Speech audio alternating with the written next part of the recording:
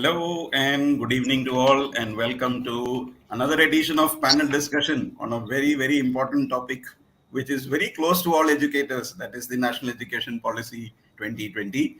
And in order to discuss this whole thing, the changing academic scenario in the coming years, we have three very outstanding educators. First, Prasita ma'am, who is the principal of Choice School, Kozhikode in Kerala. We have Prerna Dhruv ma'am, who is the vice principal, Stanford International in from Sonipat, Haryana, and we have Roja ma'am joining us from Bangalore. She is a freelance teacher trainer and resource person, ex DPS and NPS teacher. So I'm sure that our panelists will share a lot of insights into what the NEP is and how it's going to be implemented, which is very, very, very, very important part of the planning of by the government of India. Now, you know that this NEP has come after 35 long years. The last one was about 35 years back, 1985. And now, after so many years, when we are implementing it, there will be obviously a lot of difficulties. And I'm reminded of a quote by Eleanor Roosevelt, the first lady of the United States, former. And she said that yesterday was history, tomorrow is a mystery, and today is a gift.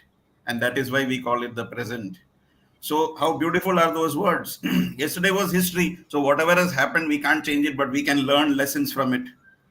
Tomorrow, we can plan a number of things, but whether it's going to happen or not, we don't know. But what we are sure is about our today. And to make our future better, we have to plan out our today. And that's what educators all around India, especially in context of the NEP, are trying to do. The draft was circulated long back, and slow portions, we are able to see how the NEP is getting into different parts. And one of the most important aspects of the NEP is the early childhood education, which I'm sure the panel members are going to bring about. And this was something which was neglected over a period of time, because the foundation, which is the most important part of our education system, everybody was just worried about their 10th and 12th boards, and nothing happened at the base. And if the base is not there, the whole building collapses. So the early childhood education, our preschools, what is the curriculum? How should the infrastructure be? What should be the qualification of the teacher? Everything is going to be very crystal clear how it has to be done. And what a move from the rote learning, because when we were kids, we were said, just mug it up, learn up the tables, learn this up, and that was the end of it. And then after the exam, everything is forgotten. And now we are thinking about experiential learning. We are thinking about critical thinking. We are trying to develop problem solving skills. You see, the curriculum is going to be reduced to a large extent. And we saw in the COVID era that already the course curriculum got reduced by 30%. We are thinking about bagless days. How interesting is that? When children come without bags, that is going to be a big challenge for the teachers, because right now the teacher is standing on a pedestal giving instructions. It's a one-way communication. But now, with the advent of digital learning, anytime, anywhere learning, the teachers are not the only people who are giving information. Information can be achieved from anywhere. The choice of subjects, which is also so wonderful, like in the IB curriculum, where the child can choose what they want. Right now, there are compulsory subjects, especially in our CBSE system, which was so rigid that even if the child doesn't want to study a particular subject, they have to do it up to a particular level. So that's something which is going to change. The summative assessments decided everything about a child's career. At the end, he had to give a board exam, and that was it. And what happened throughout the year? Nothing happened. So we are bringing in multidisciplinary project. We are having multiple assessments. We are having portfolios. The child is not only judged by one particular exam, but so many other aspects are coming. Art integration has been brought in a big way for the past 2-3 years, and we are learning about so many states. And the multidisciplinary approach is so good that we are able to combine all the subjects and make it into a beautiful art integrating art, and also learning so much about India. Storytelling, dramatics, role play, music, all this has been introduced and are going to be introduced in the coming years. Skill subjects, vocational subjects, technology integration. So there are so many things to talk about NEP. I think we are living in the most exciting times. If we have been teachers for the past 20, 30 years or 40 years, I think this is the most exciting phase, because the next 5 years, we are going to see so much of rapid development in the area of education. And I'm sure our educators are so eager to learn from all the panelists here on what are the different aspects of NEP. Of course, it's going to vary from state to state and school to school, but the broad guidelines have already been framed, and different schools and different states are trying to implement this. So I think many people say that success is the key to happiness, but actually happiness is the key to success. And when we are happy educators, I think we are able to do good job. And that is why with the teacher training that most of our educators have been doing in the past 2 3 years, and equipping ourselves to become better teachers, so that our classes become a positive environment where the learning does not take place only in the four walls of the classroom, but the child goes beyond and learns so much. So, on this note, I want to welcome all our speakers. I want to welcome all our audience. They have been an integral part of AIF. We started with just 20, 30 people, and now we are more than 30,000 people across India. And this is what gives us strength. When our educators are with us, that gives us strength. So many educators have joined us today, and I'm sure in the coming days, so many will be watching this video and taking back ideas. And I can see so many comments coming up. So I am very, very excited to moderate this whole show, and I want to welcome all our three panelists in a very special way, who have taken out their precious time and giving time for the sake of others to share their experience and expertise. What I believe strongly is that the greatest gift that you can give to another person is your time. Other things everybody can give, but time is the most precious thing. You must have seen lots of people who are well versed with so many things, but they are not ready to share what they have learned. So we have three experienced educators who have got a lot of experience in teaching, who are going to share their expertise, their ideas, and their what they think about how NEP is going to be implemented in the coming months and coming years. So, on that, Ado, welcome to all the panelists. Welcome to all those who have joined us. And I would invite my first speaker, Prasita ma'am, who, as I had introduced at the beginning, is the principal of Choice School Kozhikode, and she will be telling us some aspect of NEP, which I'm sure is going to be beneficial to all of us. So it's over to you, Prasita ma'am. Thank you, Matthew sir. Thank you so much for giving us a chance here. And as you said, there are so many educators watching this, I'm sure, and you have been doing such a wonderful job, and you have given me a chance to speak here. Thank you so much. And thank you, good evening, other panelists. So, as said, NEP has come out with such a beautiful uh, choreography of the whole education. So, here the most important thing I felt like talking is about how a child feels inside the classroom. That I wanted to talk about inclusion. Normally, when we talk about inclusion, there is a general feeling among some teachers, at least, that inclusion is meant only for in a class where special needing children are present. But I would like to disagree with that. Inclusion actually means taking care of, taking into consideration that individual differences of all different children. If in a class, if there are 40 children, all 40 are different in their behavior as well as in their learning style. That means one size doesn't fit all. So when we talk about inclusion, I want to talk it in two different aspects, one about behavior and another one about learning. First, let me talk about the behavior.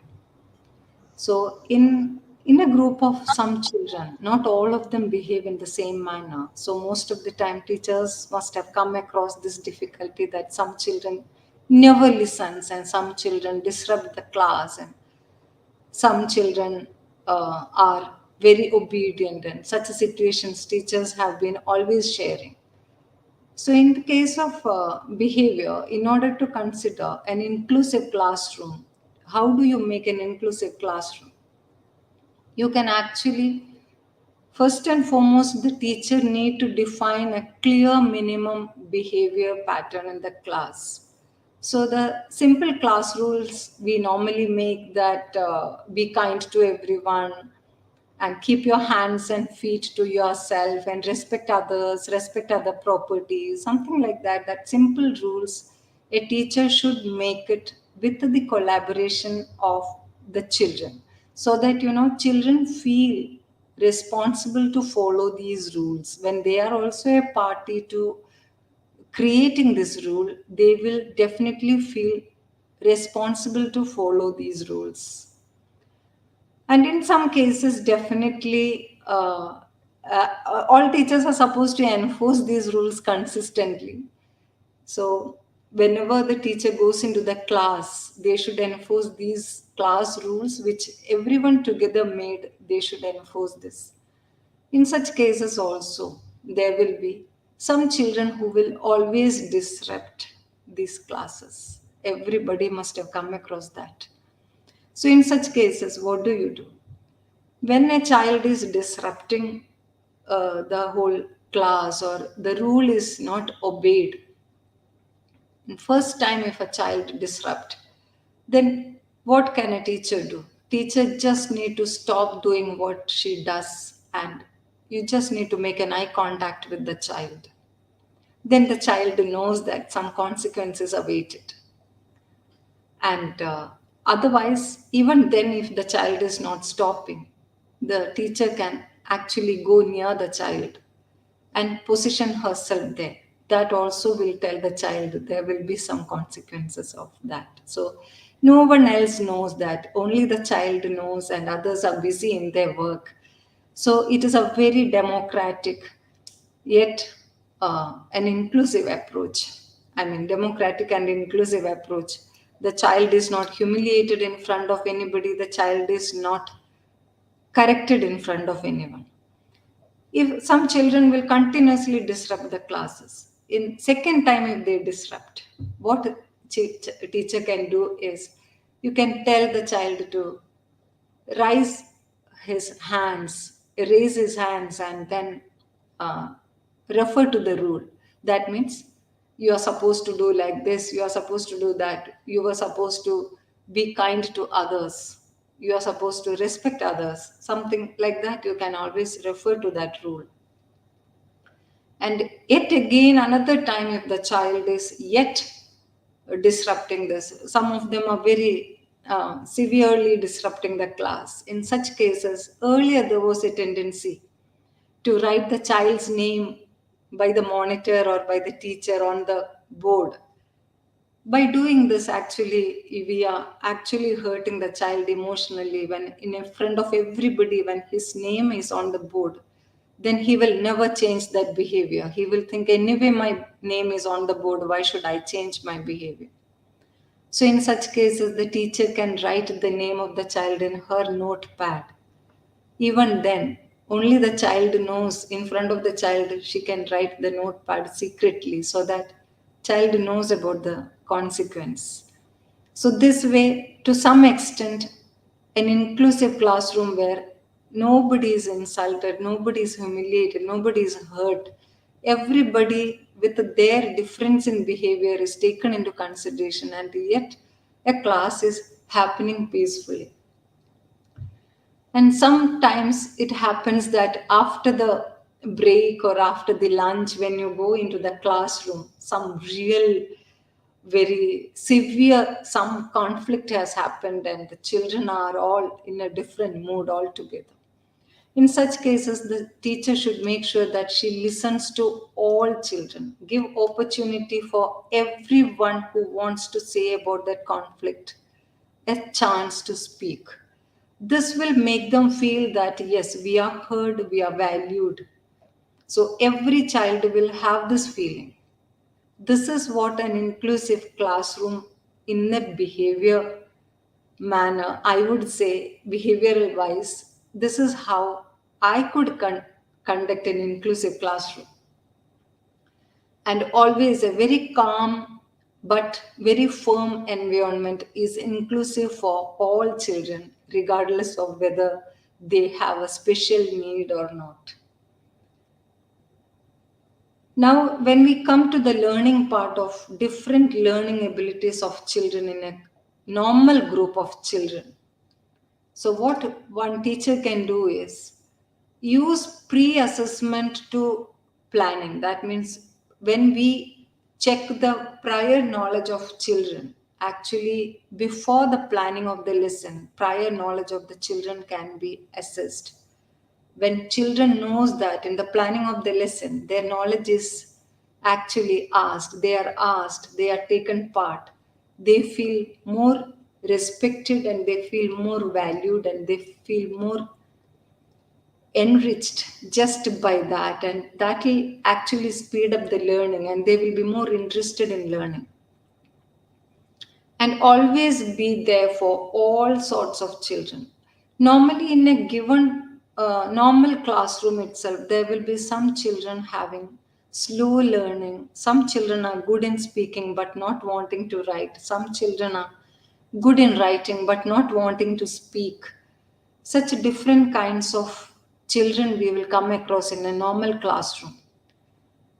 In that case, teachers should always, at least the assessment what she plans should be catering to all different kinds of children. So the child who cannot write can be assessed by an oral test. The child who doesn't want to speak can be assessed by a written test. And there could be some dyslexic children. For such children, actually, even when you are writing on the board, stark contrast colors will make dyslexic children more difficult to decipher things that is written. Just by changing the color of your ink or changing the color of your slide, actually it becomes inclusive for all the children. All children will be benefited by that. And in assessment, again, let children choose how to show what they have learned. Here also, different children will prefer different things to be assessed on. Normally, there is a tendency for a teacher, soon after a class is over, they want to take a written test. So, not all children are ready for written test. So you can actually ask some children to do a written work. Some children can make some poster. Some children can make some painting related to that concept. Some children can make a PowerPoint presentation. Some children can actually come out with some other infographics or whatever they want to do. So when you give different chances for different kinds of children, actually I feel this class becomes very inclusive, which is very important for a conducive learning environment.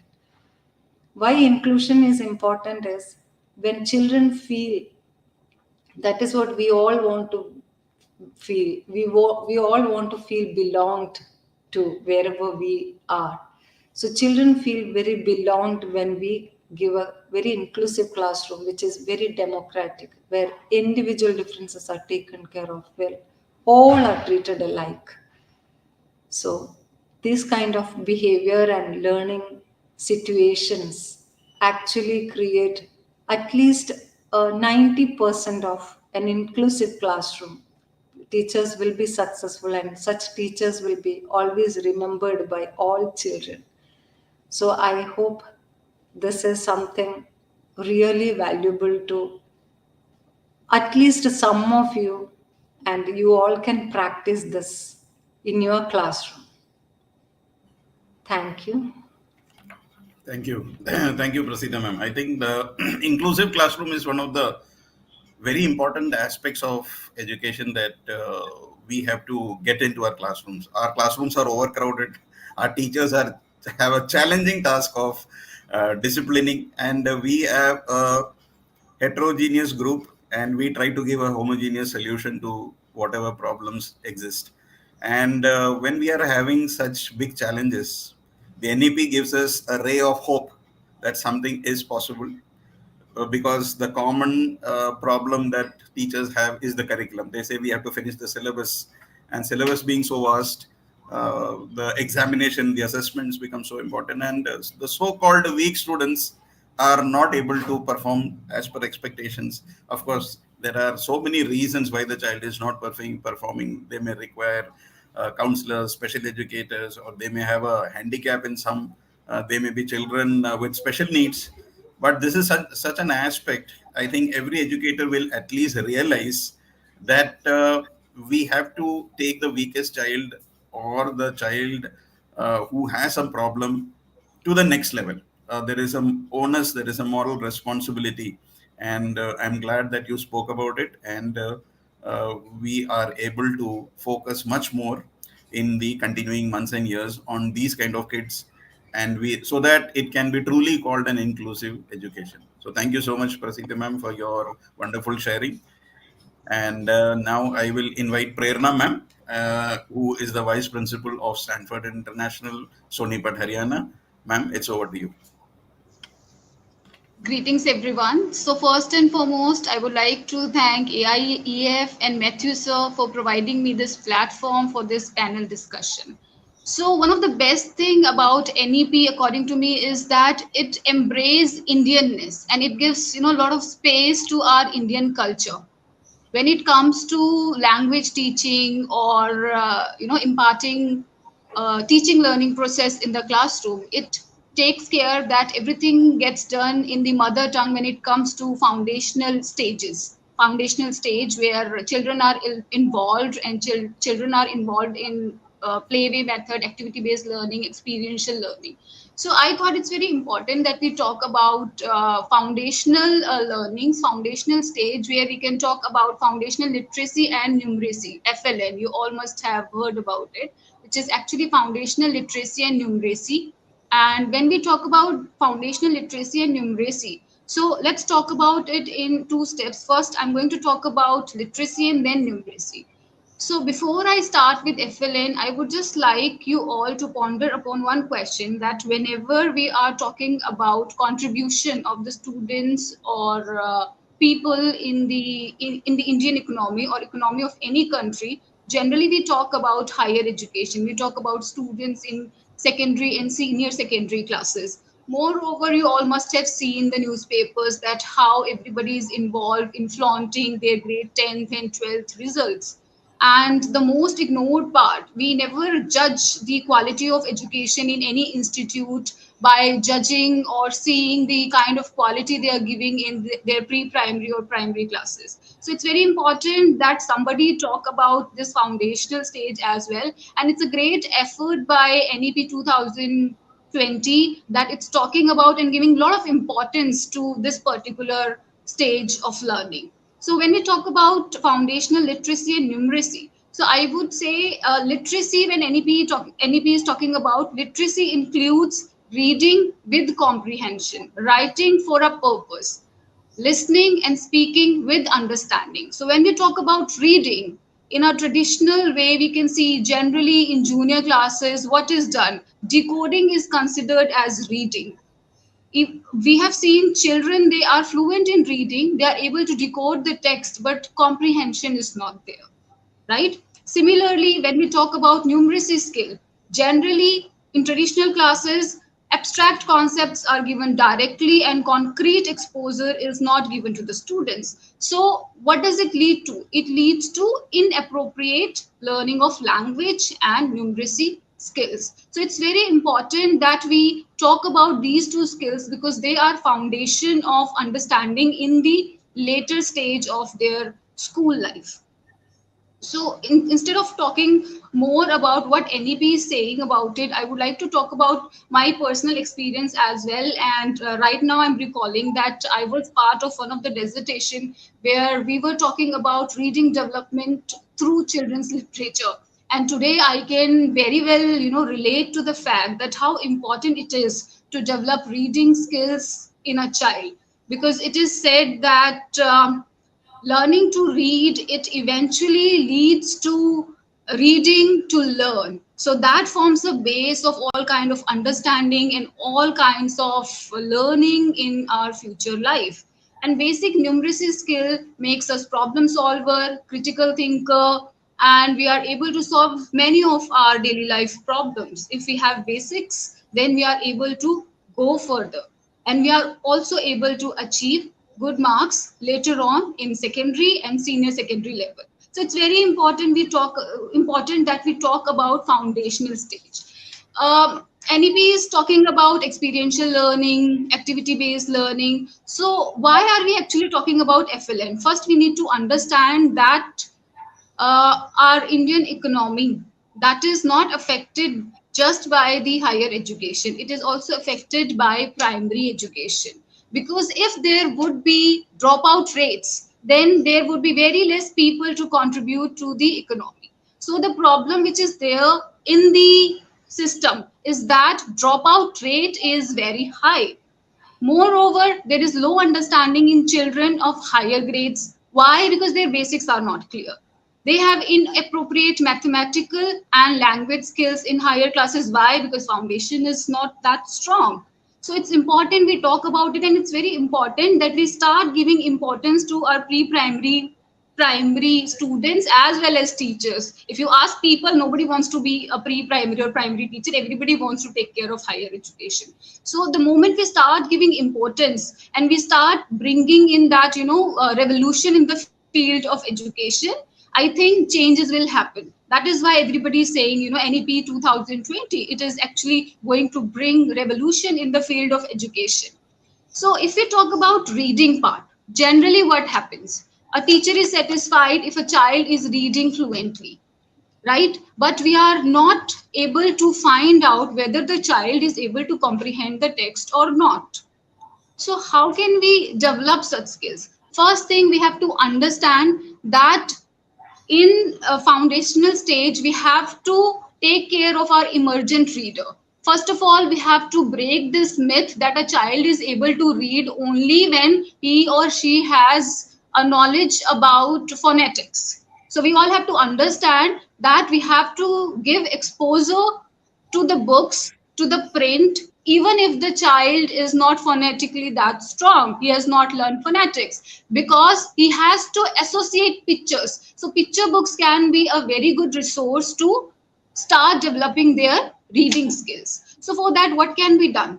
We can have in-class libraries. We can have a lot of print in the classroom. We can have, if we have a table in the room, we can just write table on that particular table so that the child is able to see the print and he can actually relate the object with it. So from there, the child is able to associate letters, words, and then eventually sentences as well. So this is how we can actually begin reading. So emergent reader, they're going to be advanced reader in future only if we give the right exposure of print to the child. So for that, certain things a teacher can do. First, she can involve children in pre-reading things where, illustrations are there. They can guess about the text. They can predict about the text. Then they can start reading. It comes on the later stage when they have some knowledge of phonetics. Then they start reading independently or maybe read aloud, and then they start engaging with the text, they respond to it, they start reflecting, they start comprehending, and later on again they explore the text, and eventually they start applying it in the real life context. Moreover, they can also actually be given some projects based on their reading, so they have a purpose to understand it and to apply it, so that makes more sense to them. So if I move to writing part, so we have to understand right from the beginning, when a child starts scribbling, that is a part of writing. We have to consider it important. Scribbling is sensible for the child who is coming to PP1 or PP2. That scribbling has a lot of sense for that particular child. So we have to start giving importance to that scribbling also. So the way we talked about emergent reader, they became advanced reader later on. Similarly, emergent writer, they convert themselves into advanced writer. They start writing with some purpose, they start reading with comprehension. So we have to integrate all the skills like reading, writing, speaking, listening. So when a lot of reading and writing is happening in an integrated way, listening and speaking, that should also happen with that, right? So if we move to numeracy, so numeracy skill, we are talking about creating people who have problem solving skills, who have mathematical thinking. So what we can do, generally we feel that we have to make children in pre-primary classes, they have to be competent in counting. But it should not only be counting. It's not just the symbol they should understand. They have to understand number sense. They have to understand numberness. So if I say number sense, if I say four candies, four parrots, so that fourness, that concrete thing they should understand. If I say number sense, then they should know. If I talk about 8, 4 plus 4 is 8, but 5 plus 3, that is also 8. So that is called numberness. So eventually they should know how to deal with the operations like addition, subtraction. So we have to actually, start going from concrete to abstract. In a traditional general class, what we are doing, we are talking about abstract numbers, which we are talking about symbols, sign, which are not making any sense to the child. So eventually both foundational literacy as well as numeracy, that contributes to their understanding at the higher level. So with this, I feel that NEP, if it is implemented properly in the classroom, if teachers they take it seriously, this is really going to make a lot of changes to our system, and this is really going to revolutionize our education system, because then we are going to have strong people who have good skills to contribute to our economy as well. Thank you. Yeah, thank you, Prerna ma'am. That was a very good insight into the foundational stage, which, as I said at the beginning, that is the most ignored part of our education system so far. And I'm glad that they've realized that this is the most important to build a very good, successful career ahead. Because we've seen students taking up subjects under peer pressure. They are taking subjects because their parents are telling them, not because of their aptitude. So I think introduction of subjects in the correct way at the primary, because in the Indian context, what is happening is when the child is at primary, most parents are taking it very easy, that this is just primary classes. When the child will go to senior, we will see. Most of the schools also is like that. They start emphasizing on academics when they are at senior class. Not only about academics, about life in general as well. So I'm glad that you brought out these points, and NEP has given so much emphasis on the foundational stage, which is very, very right.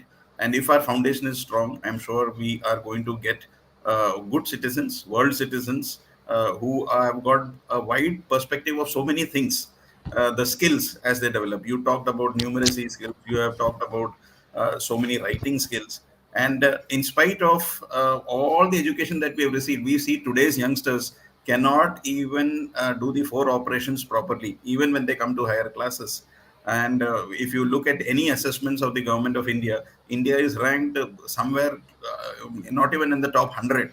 You see, so that is the system, that because of the wrong system that we've been following over the years, only a few students who could channelize that road learning method, they could actually do engineering or do such stuff, and the others were all termed as the so-called failures, which actually they are not, because they were not assessed in multiple ways, which the NEP is proposing. So thank you so much, Prerna ma'am, for your inputs, and thank you so much the people who have joined us and they gave their inputs throughout the sessions. Thank you for encouraging our speakers. Thank you for encouraging us. So be with us, because we still have one more speaker with us, and she is Roja ma'am, who is joining us from Bangalore. And she is a freelancer. She's basically into teacher training, and she is a resource person at the moment, and she is an ex DPS and NPS teacher. So it's over to you, Roja ma'am. We are eager to listen from you. Thank you, Matthew, sir. Before I start, I would like to thank sir for giving this platform to put forward my inputs. And already Prasita ma'am and Prerna ma'am gave a lot of insight. So taking it forward, my point today, what I want to discuss is the child-centric education, or a learner-centric approach of NEP. One of the main objectives of NEP in regards to pedagogy is the child-centric learning. So why this approach of learning plays a very pivotal role, and we teachers play a very important role in the implementation.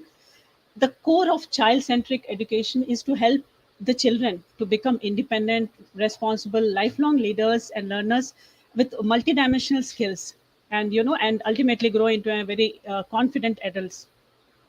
I would like to share a beautiful quote by Benjamin Franklin. is one of my favorites. So it goes like this, quote unquote: "Tell me and I forget, teach me and I may remember, involve me and I learn." So this word "involve" is like a magical word when it comes to teaching learning process. A child-centered learning approach of education begins when a teacher starts involving children in everyday classroom activities, whether it is speaking up, giving the flexibility to to ask questions, or to share their thoughts and ideas, and share their experiences freely. So that's what I think the child-centric approach comes into the picture. And one of the major shifts, you all will agree to me, that one of the major shifts in the academic pattern is the modification of 10 plus 2 structure, with 5 plus 3 plus 3 plus 4 structure of schooling that has been proposed by NEP, which is covering the age group from 3 to 18. And as per the policy, the curriculum is relevant to the development needs of the students and interests of learners at different stages of their development. So basically, again, it coming down to the child centric or learner centric approach, right? And as we go into the detail of the proposed 4 stages in the student's school life, we will observe that the main factors of the student centric approach has been taken in consideration. The 4 important points that child-centric usually proposes is give a choice to the students, give a voice to the students, emphasize on skill-based learning, right? Continuous skill-based progression, and we teachers continuously monitoring their success or monitoring their student needs at different age levels. So that has been incorporated in the policy. But to accomplish this, I think, like how Sir said, we need to come out of that rote learning model of teaching towards a more holistic or practical learning. When a child learns doing hands-on activities or practically learning, the learning will stay with the students forever or for a very, very long time, right?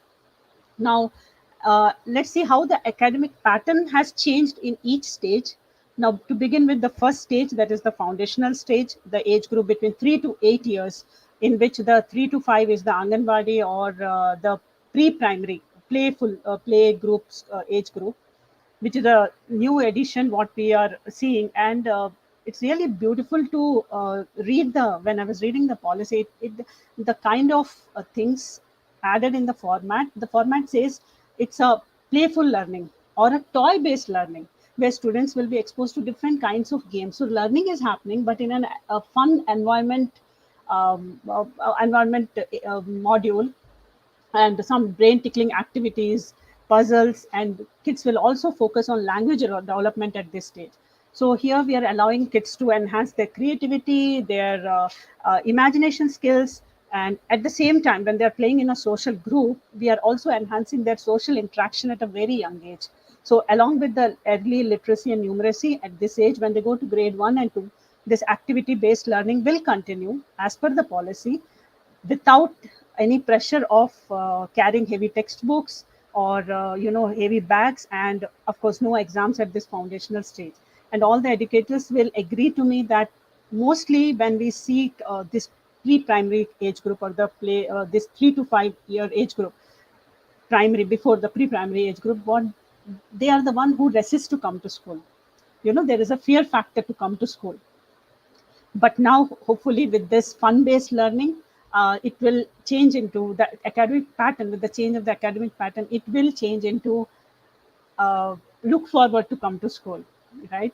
So now once the kids complete the second standard and they go to the preparatory age group, that is between age 8 to 11, that is grade 3 to 5.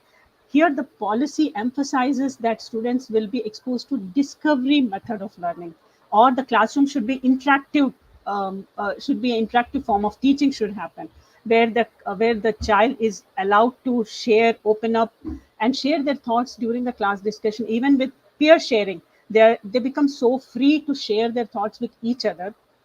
And of course the chance to given to the children, the opportunity given to the children where they can ask questions. So here is completely child centric when we see that.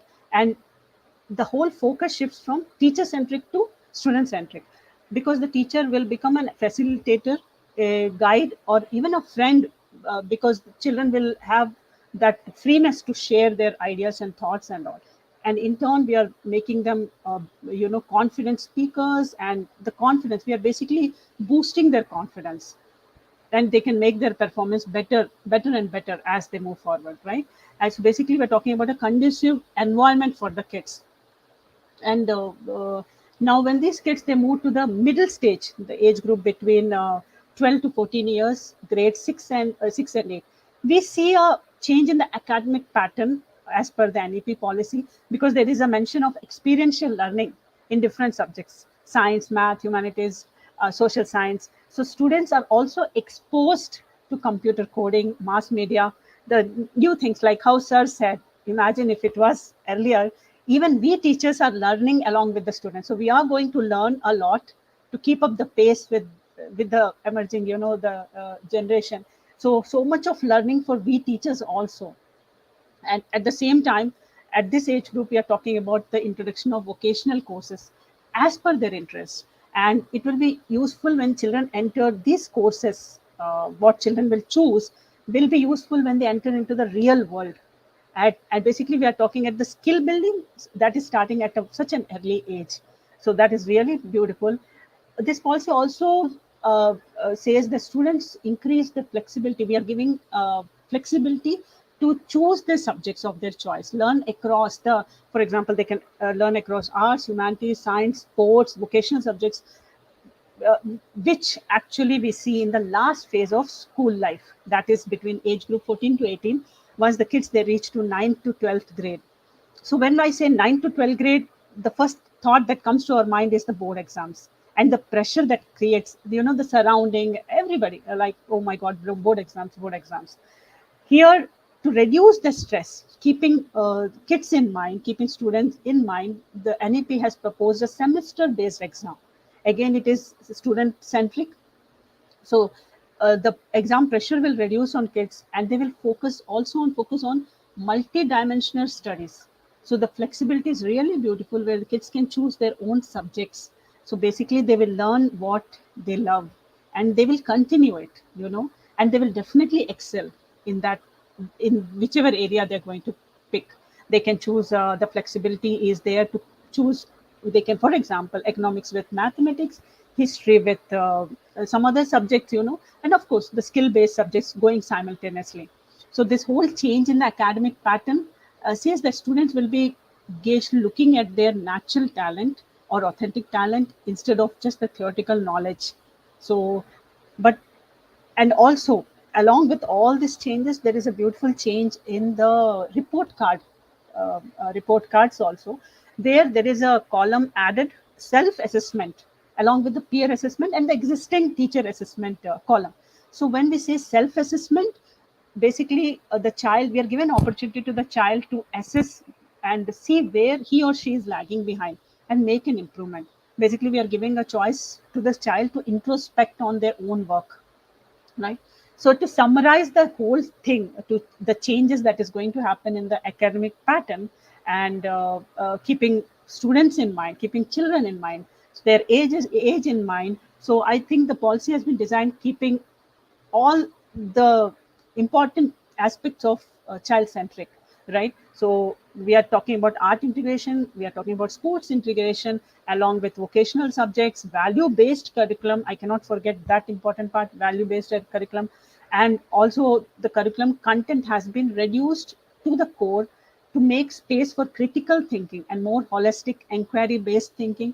So it's really really beautiful. And like I said, this whole thing of implementation, this fun, creative, collaborative environment in the classroom depends on how we teachers, we educators, the school leaders, how they take it forward, how the implementation is going to take it forward, so that the vision of the NEP, we are going to achieve it. So definitely, we are looking at creating lifelong learners, global citizens, and confident children. So this is definitely going to be a big step in nation building as it gradually developing kids with independent thoughts and skills.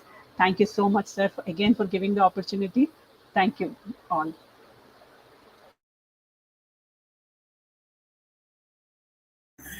Thank you, Roja ma'am. You brought about a lot of things in your short session, especially about the change from being teacher centric to student centric. So, over centuries, teachers have been Dronacharyas. They were on a pedestal. You know, the Gurukul system always promoted that the teacher is on a pedestal where and the student has to bow down and pay obeisance to the teacher. And now what has happened, teacher is more of a facilitator because information is not only given by the teacher, but there are various ways in which the student can learn. So I think you have brought about a very good aspect, and I think that change is very important in each one of us to step down from that pedestal and build a rapport with the students, to be one with them, to understand what they like, and to change our methodology so that we become better teachers. I think that's a very very beautiful thing, and the crux of the NEP lies in the implementation, and the implementation is done by the teacher, and unless the teacher changes, nothing is going to work out. You can have big draft policies and you can have big monitoring systems, but unless the teachers are ready to change, nothing will work. And one of the first things that the teacher has to do is accept their deficiencies. We don't know everything. We are only facilitators. If we do not know anything, we try to find out and share that. I think the greatest lesson that we learned was the COVID, where we, with all our experiences, we were reduced to zero when we didn't know technology at all. And that was the time many of us actually started learning how to host a Zoom meeting, how to go live on a session, how to prepare PowerPoints, how to do Excel, very basic things which was already the corporate world was doing. So I think the COVID has brought about a lot of change in every educator. The learning system has changed, and the desire to learn more and more has come. And every educator has realized that there is more learning, and there is no end to the learning till we die. So earlier was that I have 30 years of experience, so you better learn from me. I am always correct, but that is not the case now. And that shift, that paradigm shift in the education system, is a very very positive move. And I think if every educator realizes that, we are going to have a beautiful system coming ahead in the coming months and coming years. So I want to thank each one of you for your beautiful presentation, involving our audiences, bringing out so crucial points from the NEP. It's a big document. We can go and speak hours and hours, but at the same time, we highlighted three main things from the NEP, and I'm sure that as AIF resource persons, you will be giving more time to our educators who want to learn more from you. You will be preparing stuff and sharing in the coming months with our educators who want to learn more from you. So I want to thank Prasita ma'am, Prerna ma'am, and Roja ma'am for whatever they shared today. And I will urge you to continue doing our sessions or for the behalf of our educators in the coming months. And we have some beautiful questions, and I'm going to throw the panel open right now. And we have the questions that from Omkar sir, that is क्या हम कक्षा 9-10 के लिए भी activity उपयोग में लाना उचित होगा? So the question is basically, he's asking a question to us that, we've seen so many activities. There are a lot of teachers who say that these activities are not good. We are not able to focus on our curriculum. We should get back to studies. Somebody is going for singing practice, somebody is going sports practice. The traditional teachers actually don't like all this. So this is a very good question. I don't know how we are going to answer this. That the question is very simple, that uh, are you comfortable with activities being introduced in the higher level, or should we stick the activity part to only up to class 8? So anybody would like to frame the answer in about a minute? Ma'am, you can unmute yourself, Prasita ma'am.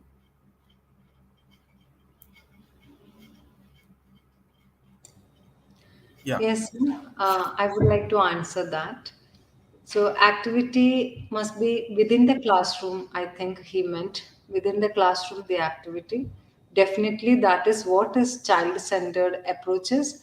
When the children learn the content with a lot of activities, when they get involved about doing anything. For example, it could be a drama or it could be anything, whatever they do, Like when they inquire and they think more about it and they present in a platform, that is an activity. Like in our school, the normal classroom is a very dynamic setup, a collaborated setup where children sit in groups. The children are made to sit in groups because they can discuss each other discuss with each other and arrive at a solution for a given problem. So I think that would be the activity what he thought, and that, yes, that is very practical in a classroom. And if it is about music and other things, if he is thinking, definitely this all will encourage the child to be more participating more towards learning and growth. So why not we go with all of these together? That is what NEP also wants. That's what I want to say. Thank you. I think you beautifully summarized.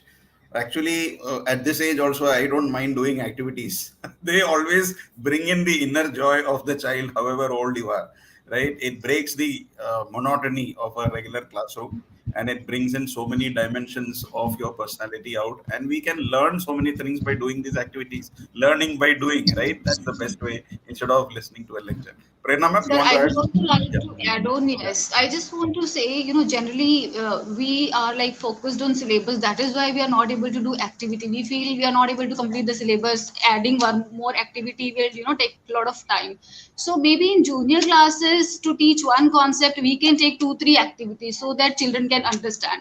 So the range of activities can be reduced in senior classes so that there is a balance in both the things. So the activity can be done in the beginning of any concept, or maybe later on, just to check whether the children they have learned the concept or not. So we can keep simple activities, classroom activities, and no need to do like multiple activities for one concept. Maybe simple one which can engage the learner. That's it. Thank you, ma'am. Roja ma'am, you want to add on something? Anything? Sir, I think no matter like how you said it, even at this age, you feel like, right?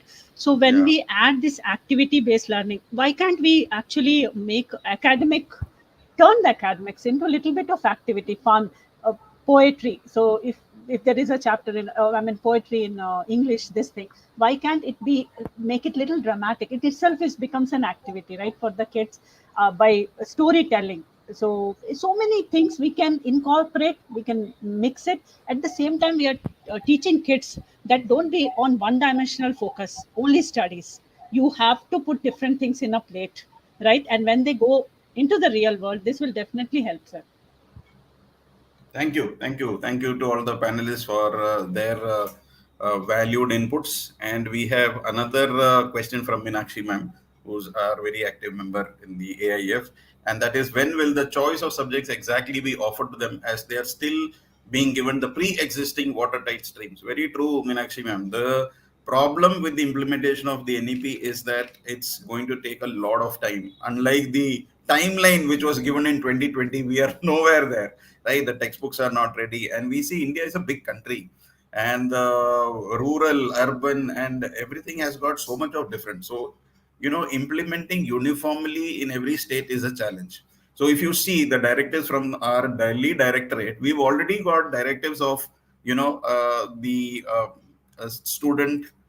There was a no detention policy up to class 8. The Delhi directorate has already issued guidelines on the basis of which there can be a detention in class 3 and 8. There will be an examination system. We have already got the guidelines, but many states have not got. The reason is that because every state is different and unique, because the language is different, the culture is different, the infrastructure is different. So it's going to take a lot of time for pan India to implement certain things. So when we talk about choice of subjects, again, it's a pan India decision.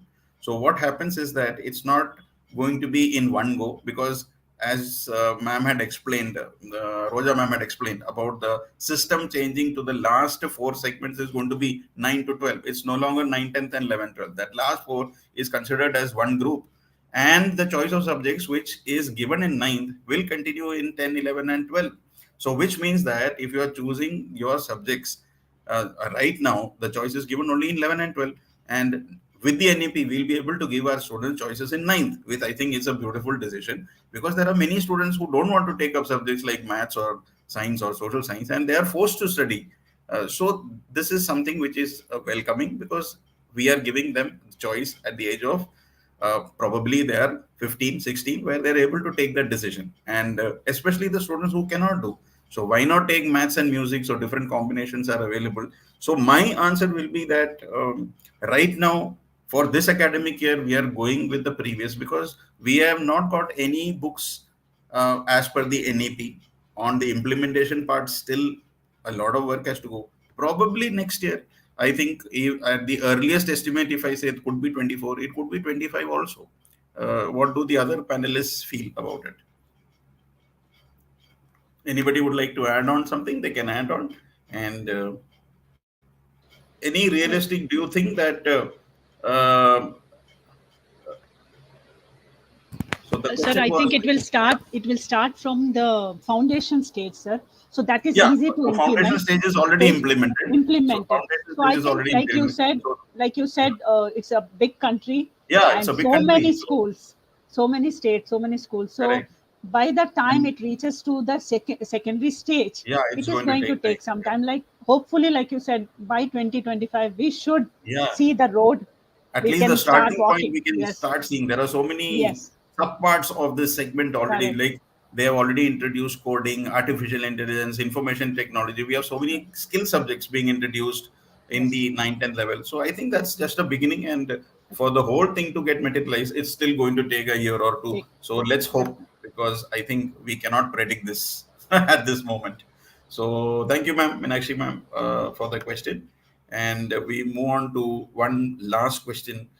There are lots and lots of questions. I am just seeing what can be taken. So here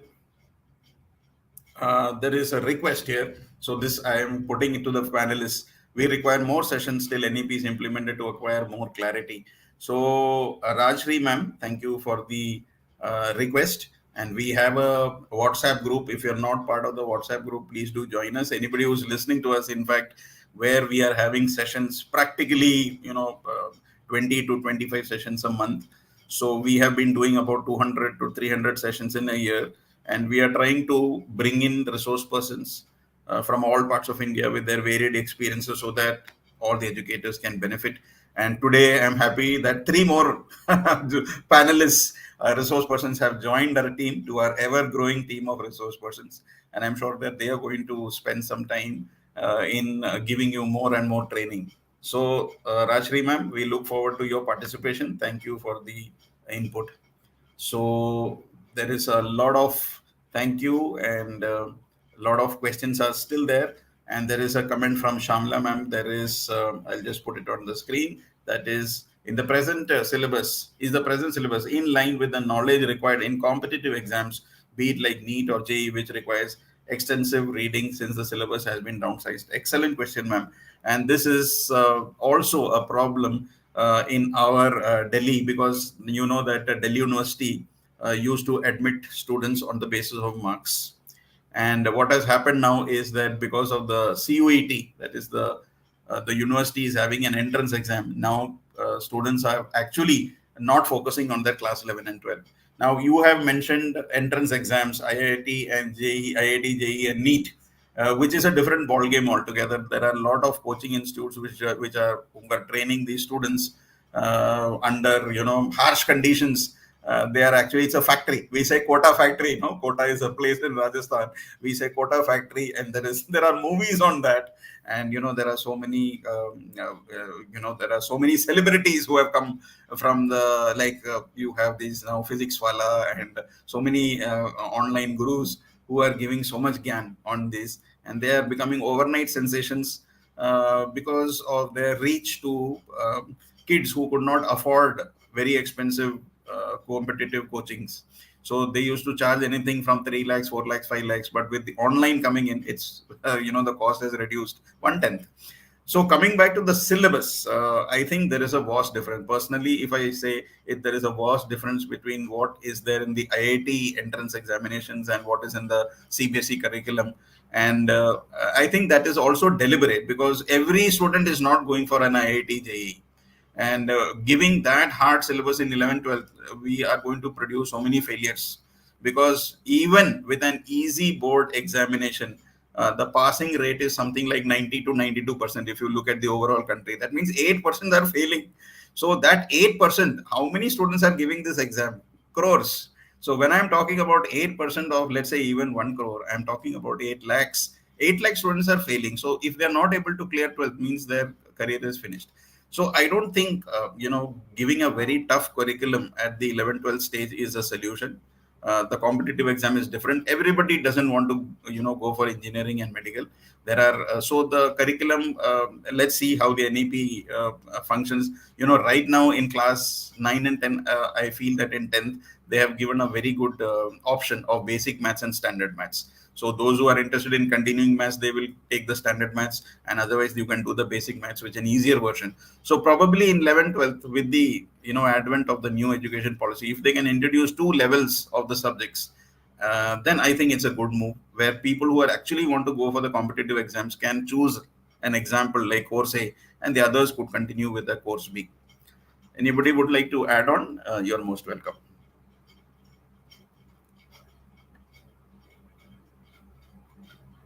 So yeah, so yes, so that's a very valid point. Meenakshi ma'am is saying that because the 2 years of COVID, the children have actually lost a lot of. There is a learning loss. There is no doubt about that. We struggled last year to bring those kids at the level which was expected. Now the present class is struggling for the choice of stream. That is a true fact. I think it's happening all over. And in fact, we are having a session on Sunday with the CBSE toppers. Please do join us Sunday 6:30. It's we have invited the CBSE toppers across India, and it's going to be a wonderful session. And I am going to ask them what is the secret of their success, how they prepared for these exams, what was the role of the teachers, what was the role of the school, what was the role of the parents. So I think we are going to get a lot of ideas from our kids, because they are also stakeholders. And I think our panelists have brought that point, that students also should be involved. Student-centric approach is important. Students should be involved in. I think Prerna ma'am, you brought in that holistic report card where there is a self-assessment part. I think this is important, that the child understands what is best for them and advises others also. The peer is a very good influence. It's not only about teachers. So I think amazing ideas and amazing questions. There are so many questions, which I'm sure the panelists will go through the questions, and whenever they get time, they will be able to answer, because since it's a live session and we cannot take all the questions. So I want to thank all the panelists, and I'm just going to close the discussion with one final word from each of our panelists on what they think about the future of India and the future of education is. And if they have to give one advice to our educators and kids, what will it be? So I'm going to start with Prasita ma'am. What will be your final closing sentence? Maybe in 2-3 lines, if you could just give one thing that you are looking forward, or some suggestion, or it could be anything. Please go ahead. Ma'am, you're on. You have to unmute yourself, ma'am. By Yeah. the implementation of NEP, what is going to happen is the social emotional development of a child, which is very important for the whole life ahead. So I feel that now the future generation which is awaiting will be mentally more stronger, mentally more healthier, and it's going to be a great world. Education will make them better citizens. Yes, so that's the hope. We want a better world, because we are losing our forests, we are losing our animals. There is landslides. There is so much of mental stress that we are going, and we are looking for peace. And those words are going to really make a difference in each one of us. And we are really hoping for a bright future. Thank you, Prasita ma'am. Prerna ma'am, would you like to add on something, some closing words from your side? Yes, sir. Yes, sir. I would just like to add one thing, that if you really want to bring change in the system, then we have to be passionate about that change. We have to accept things, and our focus has to be on building, personality of children in such a way that they become good human being first, and everything should come later on. So they need to be a change maker in future, and they have to actually heal the problems in the world. So we have to create good citizens first. So that has to be done, and we have to be passionate about it. We have to be change maker. We cannot just Very sit true. and Absolutely watch. true. Thank you, ma'am, for bringing in two very important words: passion, which if you go with a grim face in your class and say, okay, today we are going to do this. No good morning, no good evening, just write the date and start off your lessons. I have seen many teachers like that. And the students say, sir, the teacher who comes says they don't even wish us this. Straight away jump to the topic because they say that we don't have time for all this. Come on, let's go. So we beautifully put passion for the subject. And secondly, we have to be change makers. Many of us always complain about circumstances, saying that we cannot do this, we cannot do this because so and so, this is the problems. So let keep aside all our problems. Let's be positive, and I am sure that each one of us, in our small little capacity, whatever post you are holding, doesn't matter. But I think your passion and the will to be a change maker will make a difference. Believe me, very true words, Rena ma'am. Thank you for bringing in two vital points into this session. Roja Thank you. ma'am, your closing words. Yes, sir. So, as the motto of NEP says, educate, encourage, and enlighten, to create lifelong learners. In that process, I think we teachers also have to become lifelong learners. To create lifelong learners, we also have to be in that journey. And like how Prerna ma'am said, yes, the passion, that word is very important. And we have to, no matter, I mean, doesn't matter which age group you're teaching, we have to go to that age group to understand kids, so that we understand them better. If they are not a beautiful quote again, if they are not able to learn the way we teach, let's teach them the way they learn. So that's my closing words, sir. Thank you, ma'am. Thank you. And actually, again, so I am very glad that we had this session today, and we are taking back something. The panelists also taking back something from the inputs that we received, and each of our panelists bringing in, highlighting certain aspects of NET for from being a student centric to become a student centric society in large, where the student is the focus of the entire learning system, is very important from the teacher who was placed at a pedestal. So thank you, Roja ma'am, for telling us that we need to be lifelong learners. I think that's very, very important. Your experience is now nil because technology is advancing at such a fast pace. And we had a comment, and in fact, we had a session also that Chat GPT is changing the lives of so many people across the world, and educators have so much power in them to use this technology to become better versions of themselves. So I am glad that we had this session, and we are having so many appreciation from all the panelists. To the panelists, congratulations, and I'm sure that uh, it's going to get better because now we are having holidays. So holidays is a time when it's teachers and students are little relaxed, and we can spend more and more time in educating others. So on this note, I want to wish everybody wonderful learning, and I think today's we had a short 1 hour session, but I think it was worth. And I want to thank everybody, and it's good night from All India Educators Forum. And as I said, we are going to have a session on Sunday 6:30. Please do join us. It's going to be from the CBSE toppers who have class 10 and 12 toppers. So we will be able to understand the children's viewpoint, and it's going to be a learning experience for us. So once again, thank you, and we look forward to our next session shortly, not after a long gap, but very soon. So thank you and good night. Thank you, sir. Good night.